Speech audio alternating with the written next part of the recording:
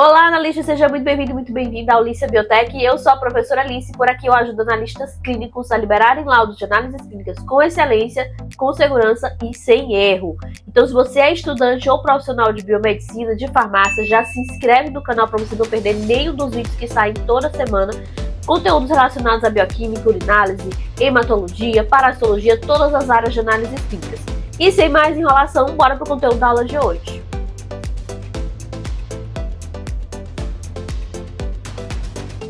Bora falar de leucograma agora, tá?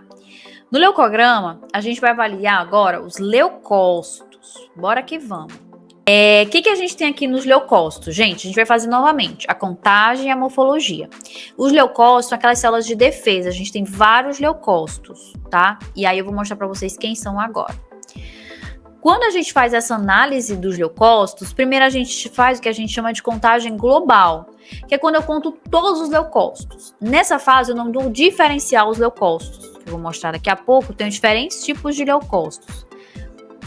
Tá aqui. Vou já mostrar que a gente tem vários leucócitos aqui, mas nessa primeira contagem eu não vou diferenciar, vou contar todos os leucócitos, todas as células de defesa. E esse é um achado muito útil para avaliar leucemia, infecção viral, infecção bacteriana. Então teve uma colega que falou que fez um hemograma para saber se tinha infecção viral ou bacteriana.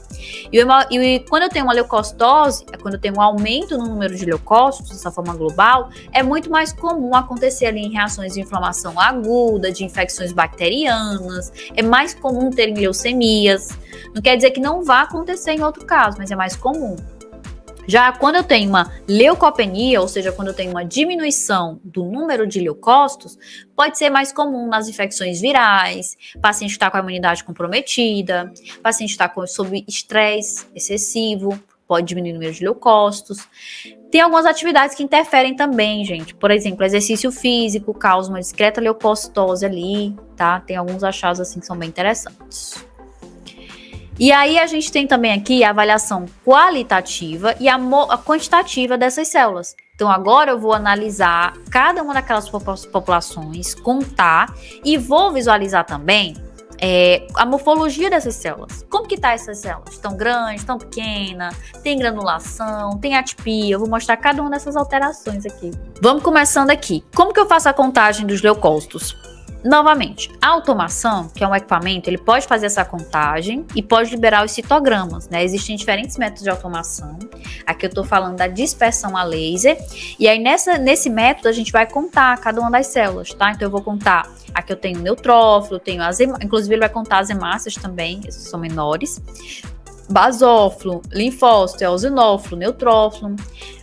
O que é essa relação aqui? Aqui é o tamanho das células e a morfologia das células. Então, quanto maior a célula, ela vai se deslocando para cá e quanto mais complexa ela vai subindo.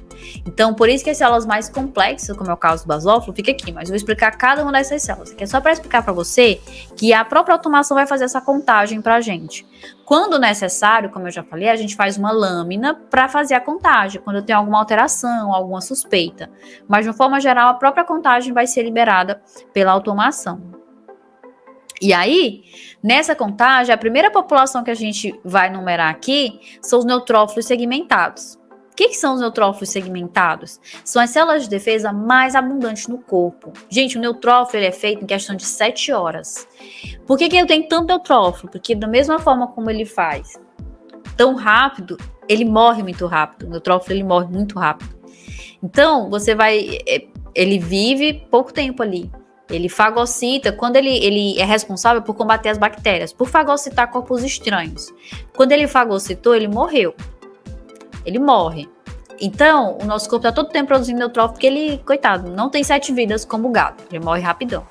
Então, o neutrófilo é a população maior de defesa. É como se fosse a nossa linha de combate, assim. Então, a gente vê, tipo, no adulto, a gente tem 70%, 60% de neutrófilo, tá? Na criança, a gente já não tem tanto. Na criança, a gente já vai ter mais linfócito. Aqui são as alterações morfológicas no neutrófilo. Então, eu vou contar o neutrófilo. Se ele der maior, ele aparece. É mais comum você ter neutrófilo aumentado em infecções bacterianas, inflamações, paciente que fez exercício físico, estresse físico, porque a adrenalina que é liberada leva à migração do neutrófilo. O neutrófilo ele corre rápido quando tem inflamação, então ele sobe logo, tá?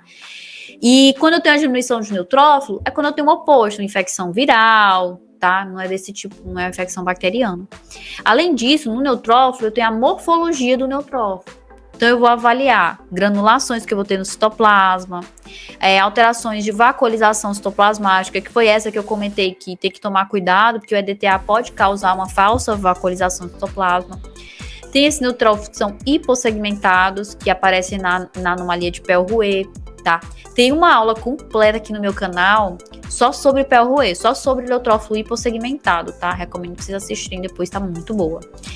Mas essas alterações que acontecem, porque o neutrófilo, ele é como dá pra ver aqui, ó, o neutrófilo, ele é segmentado, ele tem um núcleo segmentado. Ele tem entre 3 a 5 lóbulos. Quando passa de 5 lóbulos, a gente diz que ele é hipersegmentado, né? Menor do que 5, ele é hipossegmentado.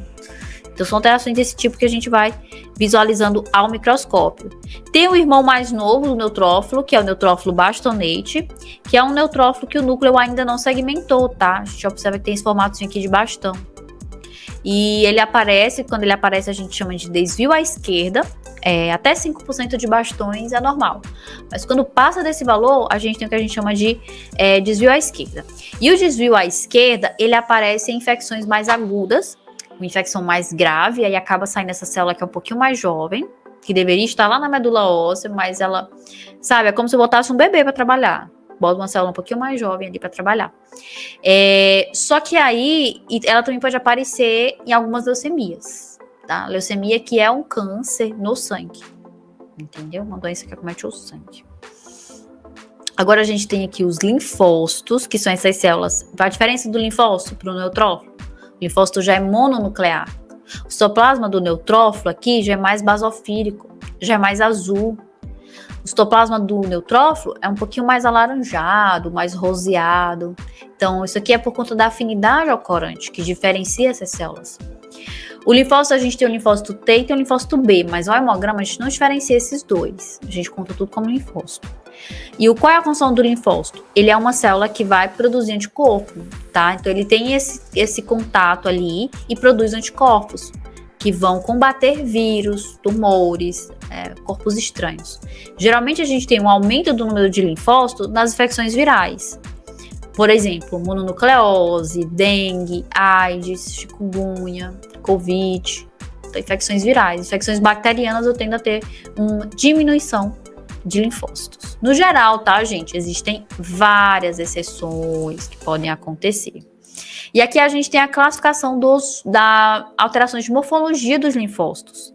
Então, o linfócito, ele pode ter, quando ele reage a alguma condição, quando tem ali, o linfócito está circulando, ele foi apresentado a um antígeno, foi apresentado a um vírus, ele vai reagir, trabalhar, é a função dele.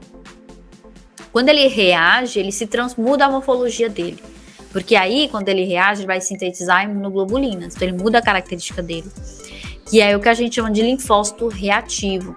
Então, se você estiver analisando uma lâmina e você vê um linfócito diferente, pode ser um linfócito reativo. Que é reativo a um processo infeccioso.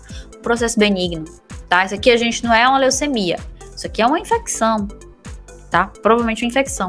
Então, são esses linfócitos que a gente tem, porque no linfócito normal, ele vê que é bem uniforme, é pequeno, tem pouco citoplasma. Aqui eu já tenho citoplasma mais abundante, tenho esse núcleo mais irregular.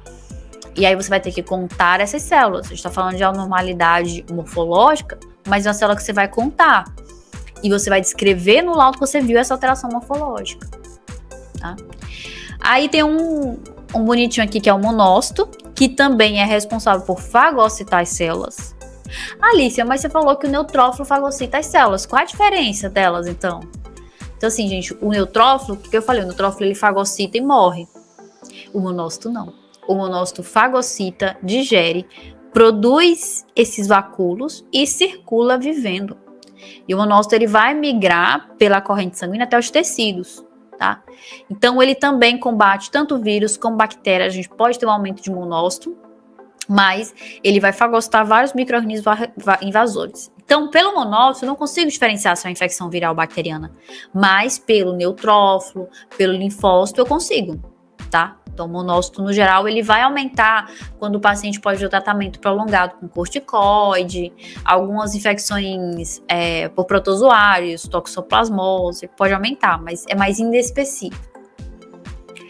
E aí a gente tem essa célula linda, que é o eosinófilo, que é mais alaranjada, tá? Tá vendo como a morfologia dela já é diferente. Ela tem essa bilobulação ou trilobulação, ou pode parecer até um bastãozinho, mas o segredo aqui é que o citoplasma dela, ó, é alaranjado. Por que é alaranjado? Porque tá cheio, rico em granulações tóxicas, vamos dizer assim, tá? Realmente que uns componentes que trabalham nos processos de alergia, processos alérgicos, a gente vai ter o aumento de eosinófilo, ou quando ela vai atacar alguns parasitas, tá? Porque quando ele vai atacar parasita, que é uma célula grande, o eosinófilo ele precisa ter muito tóxico ali, precisa ter muitos componentes ali para matar uma parasita, tá? Então por isso que a gente tem essa coloração mais alaranjada, bem mais intensa do que as outras células. E aí o eosinófilo ele vai aumentar quando eu tenho alterações, processos alérgicos ou parasitários, infecções parasitárias. E o basófilo é um irmão do eosinófilo, também tem essas granulações, só que agora é basofílica, é mais azulada, e essas granulações, esses tipos de células costumam aparecer quando eu tenho infecções mais prolongadas ou processos alérgicos, hipersensibilidade imediata, sabe, no segundo contato. Aí o basófilo ele vai subir. Então, essas células a gente vai contar, diferenciando cada uma dessas células. Então, você vai receber no hemograma, você tem aí linfócito, eosinófilo, monócito, cada uma dessas células. Porque alguém contou, seja automação ou seja manualmente, e visualizou a morfologia, tá? Vamos ver um caso clínico para vocês entenderem como que fica, ó. Então, o hemograma fica assim, o leucograma. A leucometria, que é a contagem global, onde eu tenho a proporção aqui das células. Daí eu tenho basófilo, eosinófilo, bastonete. O basófilo, gente, a gente pode encontrar até tipo 0% de basófilo, é normal. Eosinófilo já é, geralmente encontra 1%, vai até 5%. Basófilo também, o bastão também já falei que até 5%. Daí a gente tem um segmentado de 16%, tá? Tá baixo. E o linfócito tá 82% de linfócito. Então, nesse caso aqui, a gente tem o que a gente chama de linfocitose, que é esse aumento no número de linfócitos. E também tem uma atipia linfocitária aqui, os linfócitos não estão normais. Então, tem uma alteração numérica do número, que provavelmente quem contou foi a automação, mas eu posso contar manualmente. E eu tenho alteração morfológica, que daí eu visualizo essas células ao microscópio, tá? A gente vai já chegar no plaquetograma. Essa é uma alteração aqui que é bem comum no caso de paciente com infecção viral. Então, nas observações da análise morfológica, vai ter essa presença dos linfócitos reativos. Então, esses linfócitos estão reagindo aqui a um processo infeccioso. Além disso, eu tenho uma leucopenia, não tem? Tem uma leucopenia. O leucócito, no geral, ele vai dar aqui, depende da idade, né? Mas ele tá dando abaixo de 4.000, é o que a gente chama de leucopenia, que também aparece nas infecções virais. Então aqui, baseado nos sintomas, nos achados, provavelmente um caso de infecção viral.